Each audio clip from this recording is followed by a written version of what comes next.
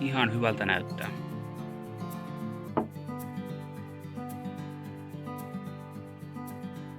No nyt on tullut aika valmistaa sitä chilikastiketta, josta tässä on ollut kovasti pitkään puhetta. Nämä habanerotkin napattua sisälle, kun on ollut sen verran kylmiä öitä, eikä ole nyt viittinyt pikkusta kasvihuonetta alkaa ihan näin pienien kasvatusten takia lämmittämään, niin täällä ne menee mukavasti ja sato on tosi hyvin tulossa. Ja varmaan enemmänkin mitä tarvii, että täytyy katsoa, jos näitä sitten pakastaa tai kysyy, jos joku huolis, mutta me tarvitaan tästä nyt kourallinen sitten näitä, ja niin lähdetään tekemään sitä chilikastiketta, ja sitten kun saadaan se tehtyä, niin voitaisiin vielä tehdä pizzaa tuolla leiviuunilla, ja laitetaan siihen mausteeksi sitä kastiketta, mitä näistä sitten saadaan. Tässä olisi nyt sitten kaikki, mitä me tarvitaan, eli on nuo habanerot, sitten on sipulia ja valkosipulia, liutamausteita ja niistä myöhemmin lisää, sitten on etikkaa ja tämän lisäksi pistetään vielä tummaa rummia ja ananassosetta, niin saadaan mukavaa makeutta. Ensimmäisenä työvaiheena tässä olisi tomaattien kalttaus ja tässä nyt mestari näyttää, miten tuosta ensin nyt tuo kanta poistetaan ja sen jälkeen sitä voi vähän puhkoa tai viilellä sitä tomaattia ennen kuin heitetään sitten tuonne veden joukkoon kiehumaan. Ja sitten ne menee sinne kiehuvan veden joukkoon ja siellä jonkun pari minuuttia ne saa olla. Tässä nyt tehdään monta kerrallaan, että saa tehokkaasti. Sen verran kun kattila nyt vetää. Ja sitten odotellaan vähän aikaa ennen kuin päästään kuorintahommiin.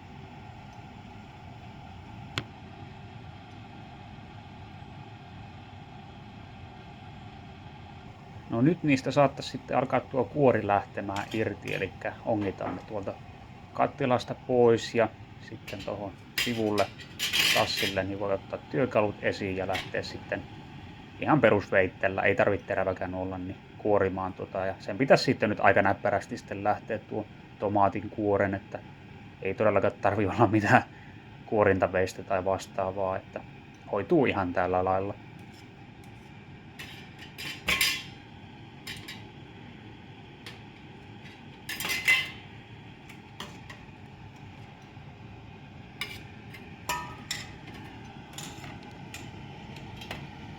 Mukava, kun on kerrankin näin päin, että voi itse katsoa vierestä, kun joku muu tekee, niin voi keskittyä vaan tähän kuvaamiseen, eikä tarvitse sitten asetella kameraa ja varmistella sitä, että kameraan sitten kanssa näkyy kaikki. Että tässä nyt kuvausolosuhteet on tietysti vähän haastavat, kun ei pääse tuohon sillä lailla niin toiselle puolelle seuraamaan, mutta kyllähän se tästäkin aika hyvin tulee ilmi, että mitä tässä tapahtuu.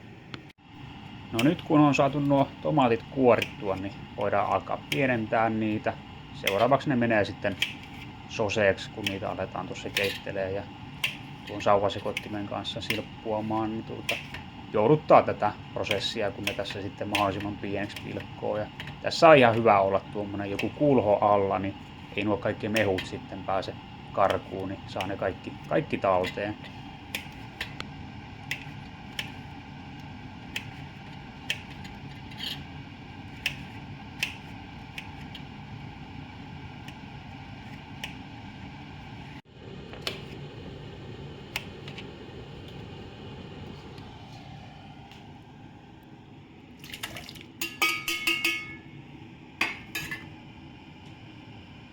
Kun ollaan saatu kaikki tomaatit kaltattua, niin voidaan lisätä niiden joukkoon vielä nuo sipulit ja valkosipulit ja hetken aikaa niitä keitellään ja sen jälkeen voidaan alkaa tuolla sauvasekottimella soseuttamaan.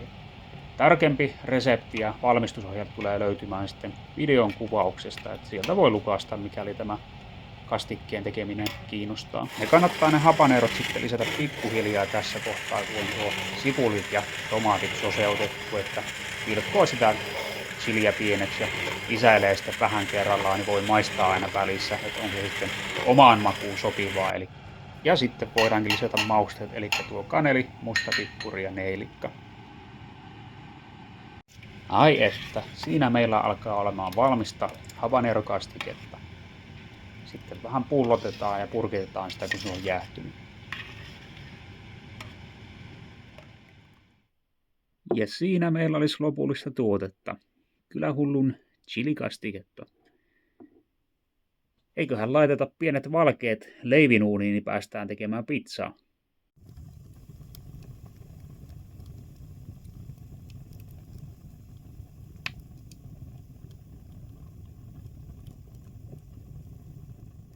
No niin, ja tähän tämänkertaiseen pizzaan me tarvitaan nyt sitten paserattua tomaattia, kylähullun chilikastiketta, juustoa, hiukan kanaa, ananasta, basilikaa ja 1 paprika. No niin, tuossa on pizzataikina alustettuna tuolla kattilassa uunin päällä odottaa vuoroa ja täällä uunissa alkaa näyttää kans pikkuhiljaa hyvältä, että päästään kohta pyörittelemään pizzoja. Kyllä hienoa, kun pääsee taas ensimmäistä kertaa kevään jälkeen niin paistamaan leiviuunilla ruokaa. Ja sitten on tullut aika kaivaa esille taas tämä Old Faithful, tämä kotikutoinen leipälapio, jossa kompassi näyttää oikean suunnan. Yleensä käytän korppujauhoja tähän niin kuin laakeriksi, mutta ne olikin näköjään loppuun, niin pistetään nyt tätä kuskusia. Taisin käyttää tätä jo keväälläkin, mutta tää toimii kyllä ihan yhtä hyvänä laakerina tässä, että se lähtee lätty siitä sitten mukavammin irti.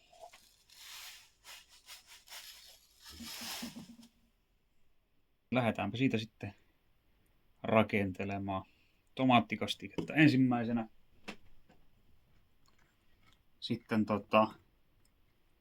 lisätään tähän nyt sitten tätä kastiketta, jota tehtiin itse tuossa videon alkuun. Saadaan pientä potkua sitten ihan reippaasti, vaan ei tässä nyt aleta säästelemään. Sitä tuli niin mukava annos, että katsotaan miltä maistuu.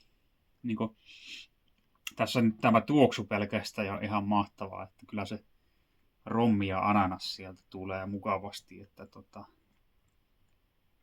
nyt taitaa kyllä vähän olla turhankin paljon tässä ekassa kastiketta, mutta ei se mitään haittaa. Se lämmöt on sen verran kovat aina sille ensimmäiselle pizzalle, ettei enkä sitten tule toivottavasti kovin kuivaa tästä. Sitten juustoa. En ollut raastetta. Reveen tosta nyt tommosia vähän pienempiä paloja noista juuston siivuista, niin eiköhän tää nyt mene ihan täydestä taas tämä homma.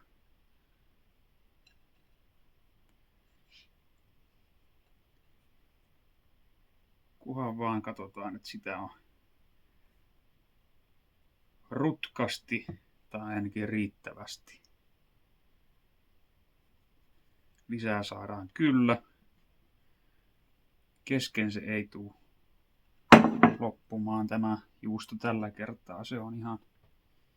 Se on varma. Alkaisiko siinä olemaan juustot? Mitäs meillä sitten? Sitä on nyt vaikka basilikaa. Sen olisi voinut laittaa kyllä ennen juustoakin, mutta nyt kävi näin. Oho, no niin, vähän runsaamalla kädellä. Sitten kanaa.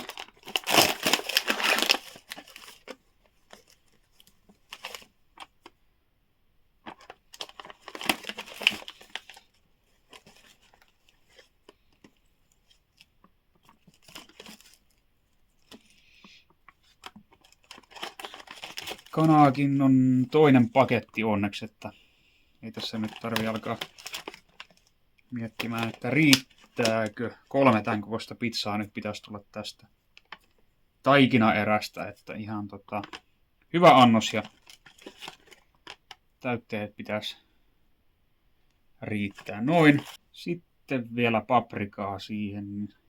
Aika ananashan meiltä puuttuu kanssa vielä, no niin, sehän meinasi valla unohtua muuten, mutta he pistetään sitäkin nyt hiukan. Se on ihan ehdoton pizzan päälle. Sanokoot mitä tahansa, niin ananas on pizzan päälle tehty. Se on voi, jos joku on toista mieltä asiasta. No niin, siitä vähän ananaksen paloja vielä. Nämä vähän isoja kyllä nyt kieltämättä, mutta menkööt tällä kertaa.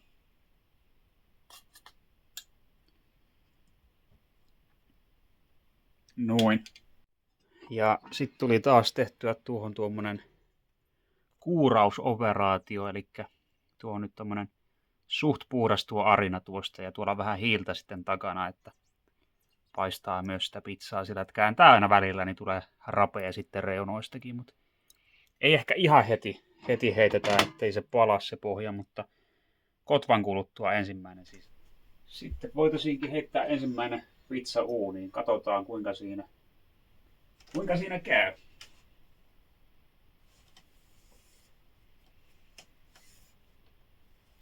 Tältä se näyttää ja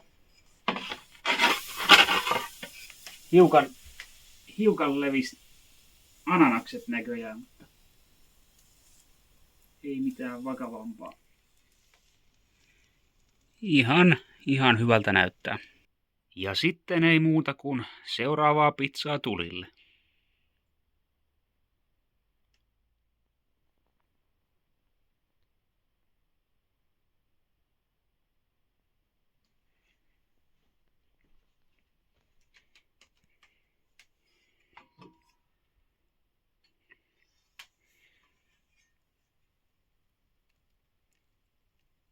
No niin, nyt alkaa olemaan pizzaa pöytä täynnä. Kohta päästään maistelemaan ja huuhdotaan ne vielä alas tämmöisellä raikkaalla Kinkerberillä.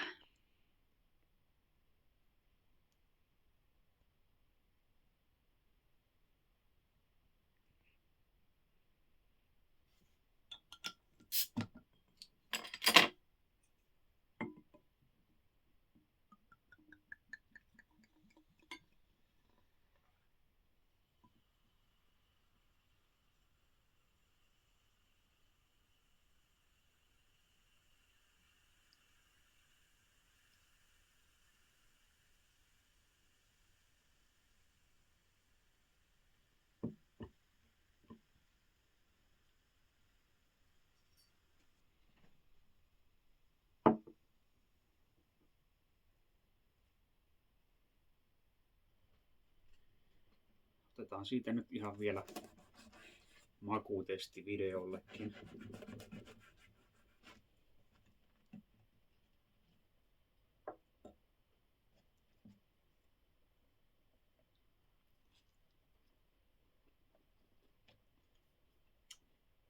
Ai että, nyt on aivan erinomaista, vaikka itse sanonkin.